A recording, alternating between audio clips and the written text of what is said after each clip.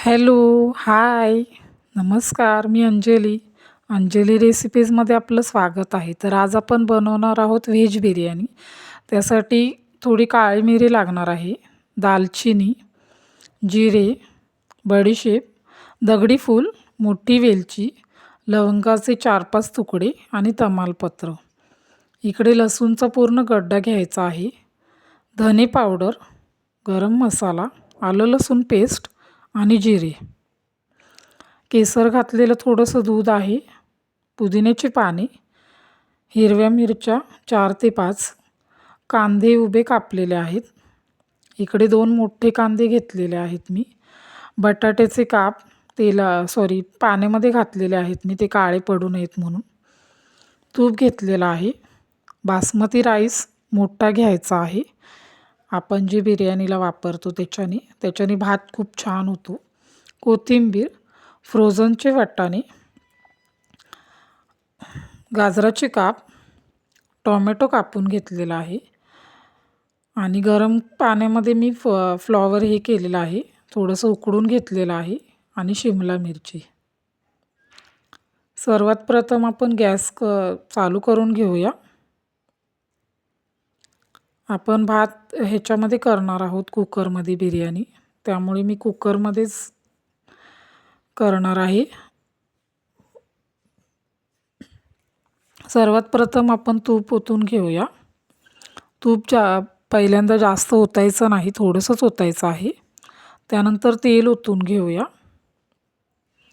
तेल आणि तूप तापत आलं ना की मग त्याच्यामध्ये आपण आता कांदा घालून घेऊया.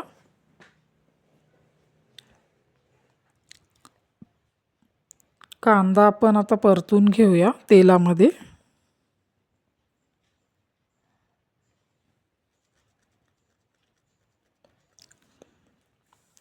कांदा भाजेपर्यंत थोडं थांबूया.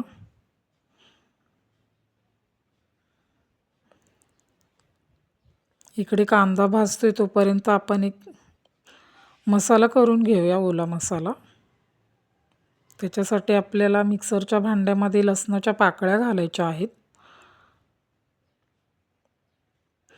हिरव्या मिरच्या घालायच्या आहेत, पुदिन्याची पाने घालायची आहेत,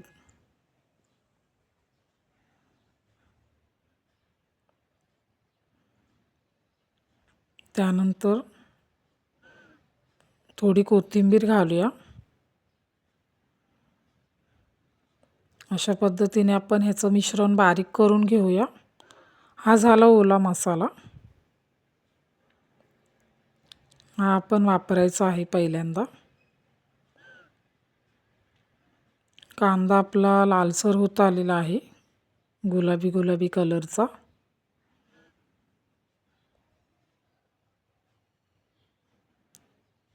कांदा भाजत आल्यानंतर आपण त्याच्यामध्ये तमालपत्राची पाने टाकूया.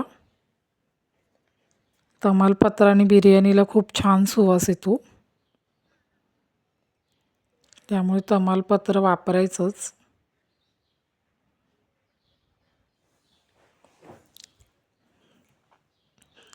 तमालपत्र टाकल्यानंतर छान परतून घेऊया आपण. त्याच्यामध्ये आपण टोमॅटो टाकून घेऊया. टोमॅटो टाकल्यानंतर आपण थोडं टोमॅटो परतून घेऊया तेलामध्ये आणि कांद्यामध्ये.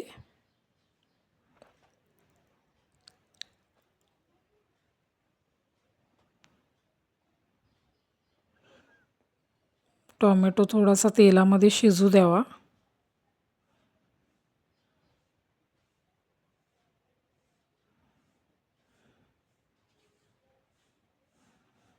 टोमॅटो शिजत आहे, आपण तोपर्यंत सुक्का मसाला करून घेऊया.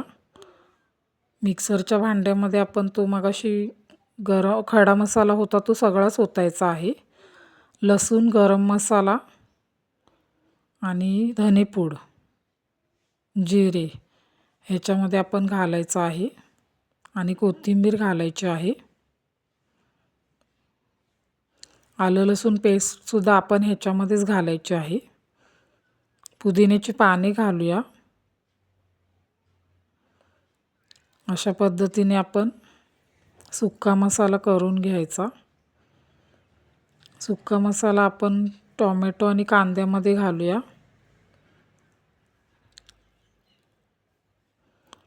हा मसाला आपण साध्या राईसमध्ये घातला तरी पण खूप छान होतो. एकदा ट्राय करून बघा. फक्त तेलामध्ये तमालपत्र टाकायचं आणि हा मसाला टाकायचा आणि भात करून घ्यायचा. खूप छान लागतो. तर अशा पद्धतीने आपण मगाशी दुसरा ओला मसाला घेतलेला तो सुद्धा आपण ह्याच्यामध्ये ॲड करूया.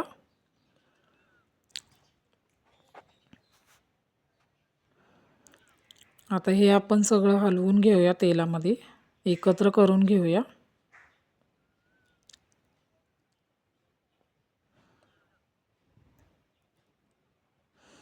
मसाल्याला छान तेल सुटलेलं आहे. ह्याच्यामध्ये आपण आता मीठ ॲड करायचं आहे. मीठ घातल्यानंतर बटाट्याचे काप घालून घ्यायचे. शिमला मिरची घालून घ्यायची. गाजर टाकलेलं आहे. फ्लॉवर टाकायचं आहे. फ्लॉवर पहिल्यांदा थोडंसं गरम पाण्यामध्ये उकळून घ्यायचं. आता ह्या सगळ्या भाज्या आपण तेलामध्ये थोड्याशा शिजेपर्यंत ठेवायचं 1-5 मिनटं.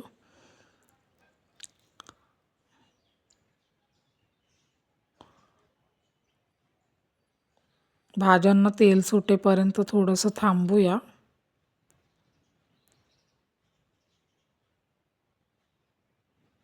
अशा पद्धतीने भाज्या आपण सगळे एकत्र करून त्याला तेल सुटेपर्यंत 1-5 मिनटं वाट बघायची.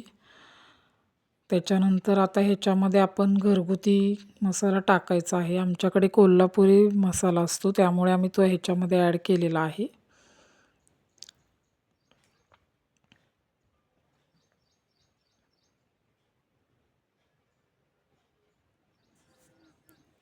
त्याच्यानंतर तांदूळ आपण थोडेसे भिजवून घ्यायचे. हे बघू शकताय भिजवून घेतलेले आहेत मी. आता ते तांदूळ आपण ह्याच्यामध्ये ॲड करूया.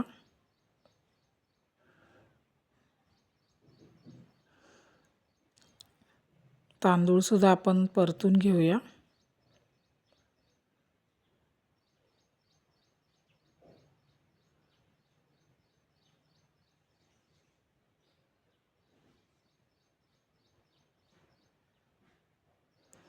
तांदूळ परतल्यानंतर आपण आता ह्याच्यामध्ये शेवटला फ्रोझनचे वाटाणे घालायचे आहेत.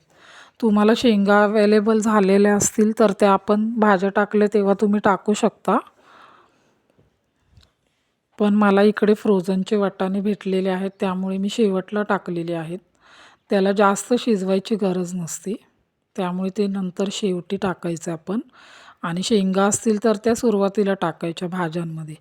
आता इकडे माझ्याकडे छोटं डिचका आहे त्याच्यामधून मी पूर्ण भरून पाणी ओतलेलं आहे. हे सर्व हलवून घेऊया आपण.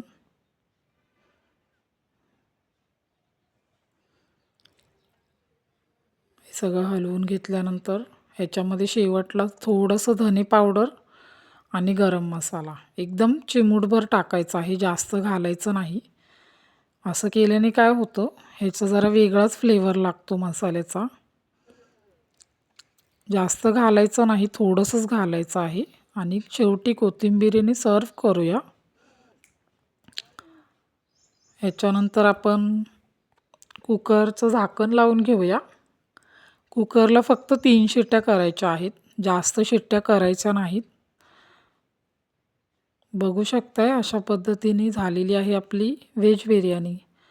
एकदा नक्की ट्राय करून बघा. माझी रेसिपी तुम्हाला कशी वाटली, आवडली असेल तर प्लीज सबस्क्राईब करा. खूप छान झालेली आहे रेसिपी. तुम्ही एकदा खरंच ट्राय करून बघा. आणि भाज्यासुद्धा खूप छान शिजलेल्या आहेत. लाईक करा, शेअर करा आणि कमेंट करायला विसरू नका. आणि प्लीज सबस्क्राईब करा. Thank you. बाय.